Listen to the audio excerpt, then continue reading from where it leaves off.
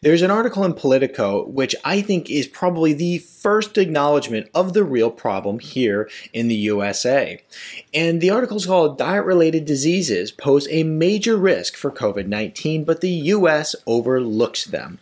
Now, I was actually excited to see this article. I think they missed the mark a little bit, but I'm going to help you make sense of it and also show you how to bulletproof your body, your immune system, so that you're never afraid of any pandemic or any flu virus or anything else that the media continues to try to scare the hell out of you over. So let's dive in. But before we do, I'm Dr. Nick Zarowski, and welcome to the channel. Be sure to subscribe, hit that notification bell, smash the thumbs up button, conversate with me in the comments below because I love to chat with you all. And then also, if you want to get all my natural health videos, go to www.drz.tv, okay? That is my website where I put all my videos from all my channels, social media, and everything. So it's a great collection if you're trying to improve your health naturally. Let's dive in here. The same week, the British Prime Minister Boris Johnson was admitted to intensive care for COVID-19. Two studies came out identifying obesity as a significant risk factor for this illness. So this article kicks off by saying Boris Johnson, he got COVID, he got put in the ICU, and when he was there, he had a come to Jesus moment, realizing that he was there because he is very unhealthy. He's not eating right, he's overweight, and he's, got some health problems he should probably deal with, okay? It goes on to even say after that, well, then he actually started, making some changes in his own country. That summer, Johnson, a conservative who in the past has colorfully railed against the continuing creep of the nanny state, launched a new government-wide obesity strategy, complete with a ban on junk food advertising on TV before 9 p.m., new mandates to label calories in restaurants, and a requirement that healthier products be stocked near checkout lines.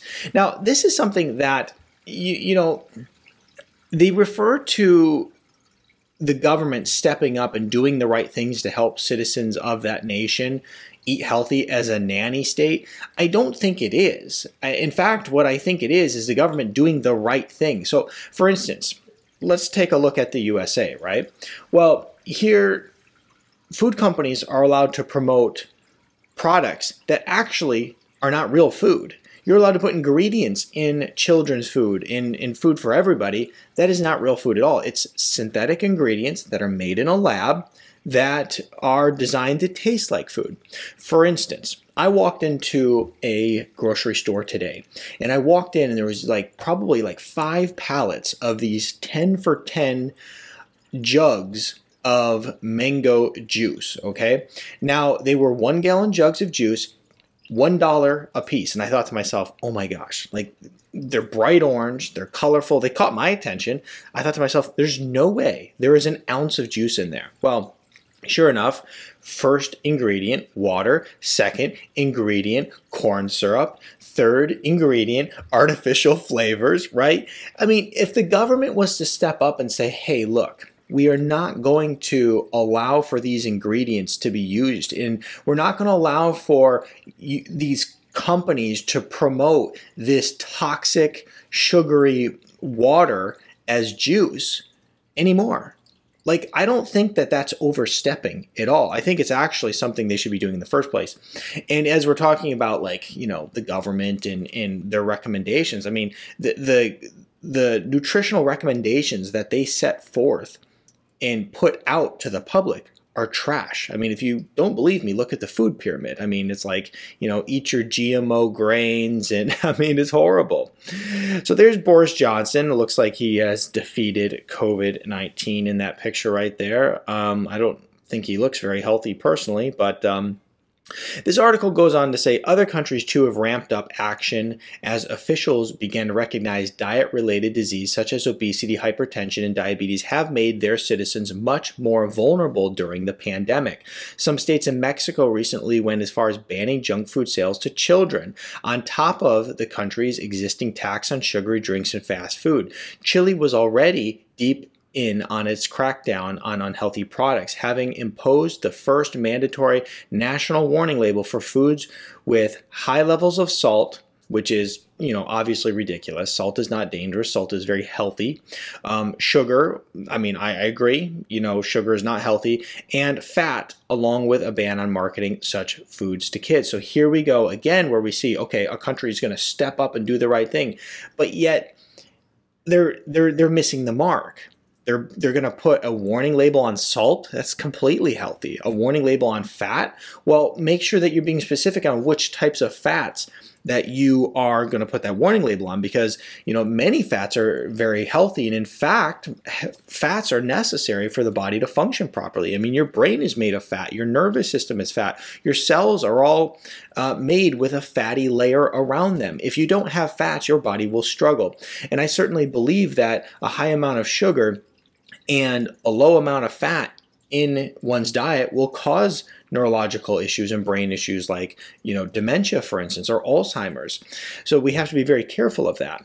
In Washington, there's been no such wake-up call about the link between diet-related diseases and the pandemic. There's no national strategy. There's no system-wide approach, even as researchers increasingly recognize that obesity is a disease that is driven not by the lack of willpower, but a modern society and food system that's almost perfectly designed to encourage the overeating of empty calories. Empty calories are basically soda, okay? So it's like you drink 150 calories or whatever. I don't ever drink soda, but whatever amount of calories is in a soda. So you drink that and it has no nutritional value. It's just basically sugar and water, okay? That's what a empty calorie is. So they go on to say that empty calories, along with more stress, less sleep, and less daily activity, setting millions on a path to poor health outcomes that is extremely difficult to break from. And when they say less sleep and less daily activity, more people are being pushed towards caffeine continuously to push their bodies to a limit beyond what their capabilities are. So for instance, when you go into any, convenience store, what you're going to find is that there's a tremendous amount of these energy drinks, which have a ton of caffeine in it. Dwayne Johnson, The Rock, he came out with an energy drink recently, and it had like 250 milligrams of caffeine in it. And I was like, holy smokes, that's insane. I'm very sensitive to caffeine. That literally could cause me to have a heart attack because I'm so sensitive to it.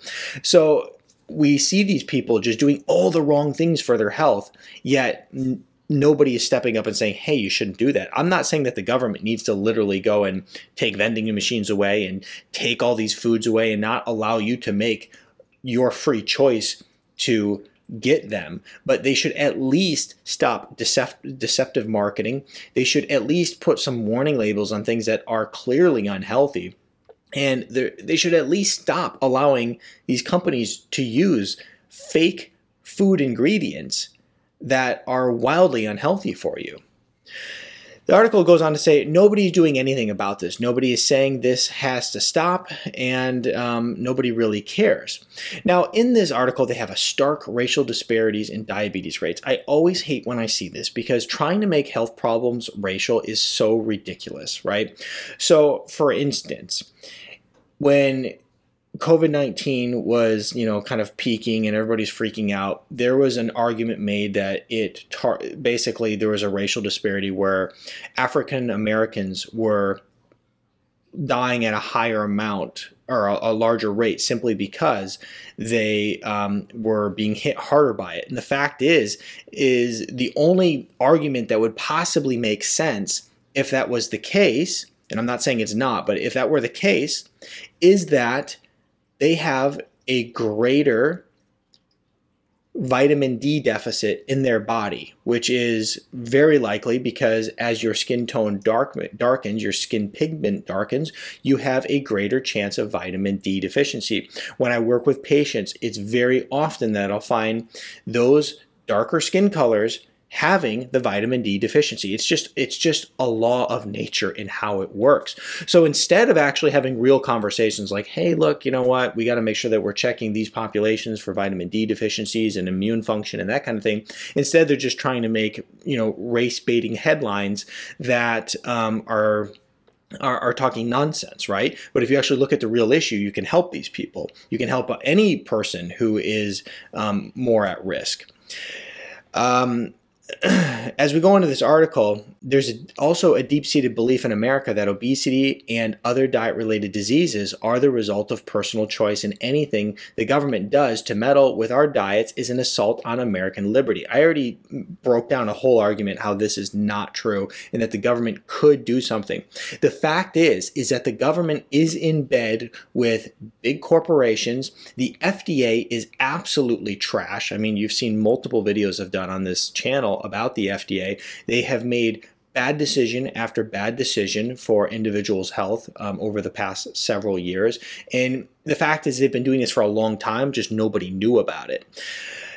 That narrative is increasingly being challenged by science. Research shows that once someone has obesity, there are almost no dietary or exercise interventions that are successful at reversing the disease over the long term, and many people lack access to more aggressive treatments like drugs and bariatric surgery. Humans, in turn, it turns out, are largely hardwired to keep weight on once they gain it. This is also trash information, okay? If someone is obese, there are plenty of options. You know, I'm not going to say that they're not struggling, but typically when you look at losing weight in general, it is a problem of discipline. It's also a mental game, right? So it's a psychology. And if you can change one's psychology, you can help them lose weight. No doubt about it. It's a psychological factor. And one of the things I always work on when I'm working with people is their psychology around food, because that's what's getting them in trouble. It's not a lack of information. You can go search all day information on Google and YouTube videos. I mean, I have over 450 YouTube videos out there. There is not a lack of information. There's a lack of all the other things that I just mentioned. The problem is deeply entrenched and staggering in scale. More than 42% of American adults, about 100 million people, had obesity before the pandemic began, according to the Center for Disease Control and Prevention. There's nothing about prevention in there. They don't prevent stuff. They just want to control disease.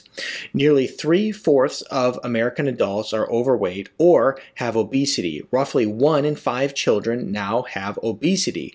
The costs associated with the epidemic, along with diabetes, hypertension, cardiovascular disease, and cancer, all related to diet, are among the greatest threats to the fiscal future of the United States, not to mention the health and well-being and productivity of millions of people. Now, you know what made all of this worse? The obesity problem in children and adults? Oh, the lockdowns. The lockdowns, which were 100% proven not to work in every single case. Whenever they actually did a breakdown of the lockdowns, they didn't work. And they're still trying to push this in certain areas, even though they have the knowledge that they are not working. Even the major organizations like the WHO and the CDC, they came out and said, yeah, it really didn't work. And so they have worsened the problem, but yet, once again, in America, it's failed to be realized. The article goes on to say researchers have estimated that nearly 2/3 of the COVID-19 hospitalizations in the U.S. were related to obesity, diabetes, hypertension, and heart failure. Now, you know that I've been saying this from the very beginning. The healthy people are just fine, right? And the idea that this is a pandemic of the unvaccinated is an absolute lie. This is a pandemic of the people who have diabetes, they're obese, they have hypertension, or maybe they even have some other serious condition. Maybe it's even cancer, right? One study found that patients with a body mass index of 45 or higher, which was a severe obesity, were about 1/3 more likely to be hospitalized and more than 60% more likely to die from the virus compared to the individuals without disease. You have to understand that we're focusing on like COVID-19 right now, but the fact is these same individuals are more likely to die from the flu. They're more likely to die from pneumonia. They're more likely to die from everything, okay? Simply because they're wildly unhealthy. Now, this article goes on to talk about basically how nobody's done anything. They say Michelle Obama put some effort out there. Trump did nothing, is what they're saying. And it's really just talks a lot of nonsense, right? One thing I find interesting is that this Glickman character noted that the country's leading voices on the coronavirus, including Anthony Fauci, don't focus on underlying conditions and what could be done about them long term. Instead, it focuses solely on the shots, which have been proven to be safe and effective. Okay, let's stop right there. First of all, I mean, Anthony Fauci is an absolute nightmare. He's pretty much lied about everything he's been asked about. He's pretty much been wrong about everything that he's ever made up along the way.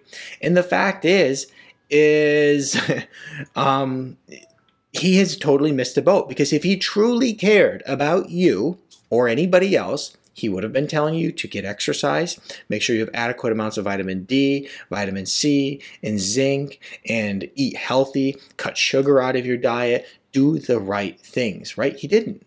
Instead, as this article states, the focus is solely on vaccines. Do you think that there's a financial motive there? Do you think that the FDA has a financial motive? The CDC, which is nothing more than a vaccine company, do you think that they have financial motive?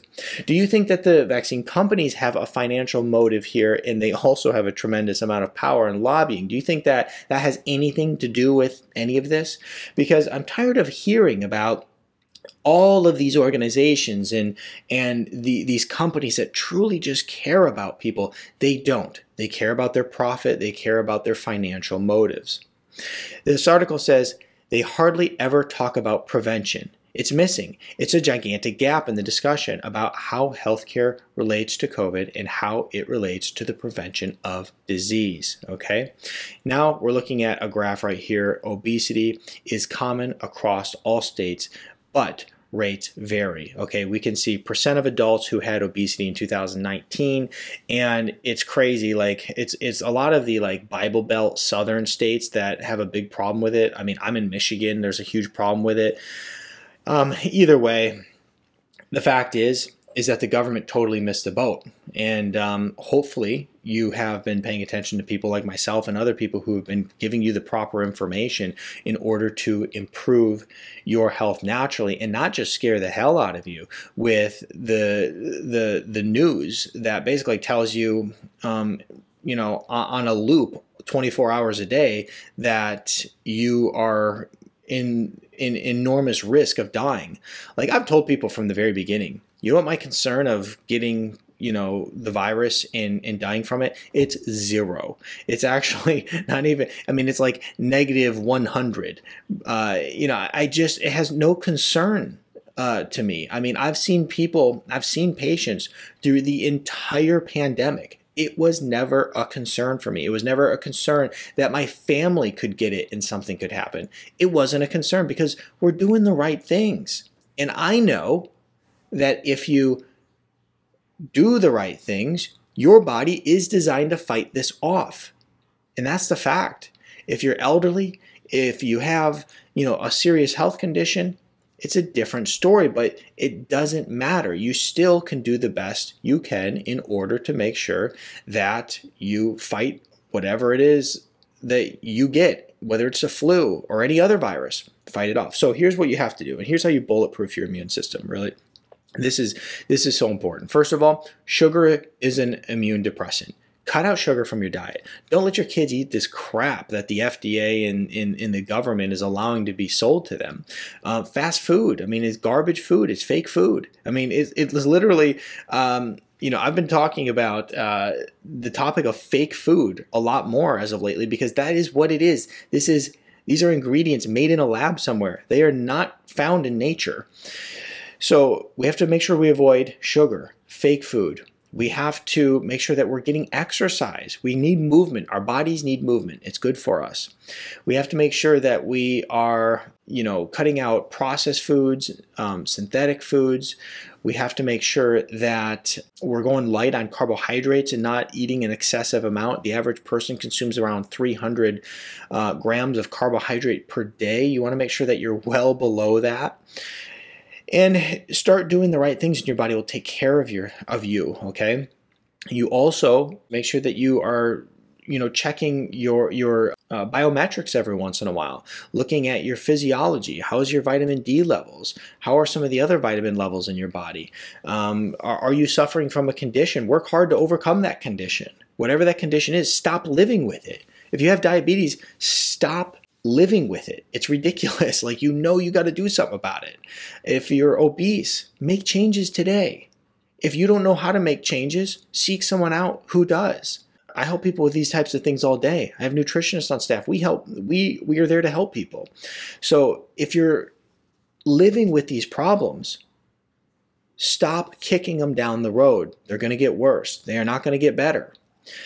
Make sure that you're taking proper vitamins, vitamin D. I just did a video on my main Dr. Nick Zarowski channel, and I talked about the power of vitamin D. It is so stinking incredible. I can't imagine having a vitamin D deficiency in your body when it's such a low-hanging fruit. Like, that is a simple thing to improve in order to boost your immune system greatly. At the end of the day, the U.S. cares about big money, big pharma, and they're not actually doing the right things to help you improve your health. It's just the facts. They don't care. They just don't care. So it's up to you to take control and take action and improve your health naturally. I'll put links down below to some of the daily vitamins I recommend people take.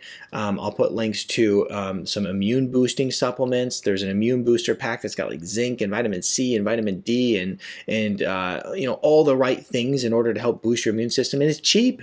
It's cheap. You get a month's supply for $40. It's super cheap. This stuff is what matters, okay? And it's sickening to me to see the media, which I know the media is going to lie, and this is why we put so much effort into actually creating good quality content for you. The media is 100% funded by these big companies. When you look at CNN, for instance, right? Let's just use them as an example, and there's plenty of other horrible news outlets out there. I'm just picking them. But they are funded by these pharmaceutical companies. Why do you think that their ratings can be so low and they get so little viewership and they can still afford to have these news anchors making millions of dollars? If I was a news company like that with viewership that low, I'd be out on the street. It just doesn't, the economics of it don't make sense. The fact is that there's people behind those news organizations that are propping them up simply to promote their propaganda. It's that simple. Anybody else, CNN for instance, 2 weeks ago, their top primetime spots were getting less than 800,000 viewers to view that show. To give you an idea, a lot of just people right on YouTube are getting more views than that, okay? So understand that it's basically a propaganda machine and that you don't want to listen to it. So take care of yourself, do the right things, know that you are going to be the biggest advocate for your health. If you need help, reach out. I'll put some links as to how you can do that in the description below, along with the different vitamins. I look forward to helping you improve your health in any way I can, and my team is there standing by to also help you in any way we can. If you really like this video, I think you'll like this video over here next.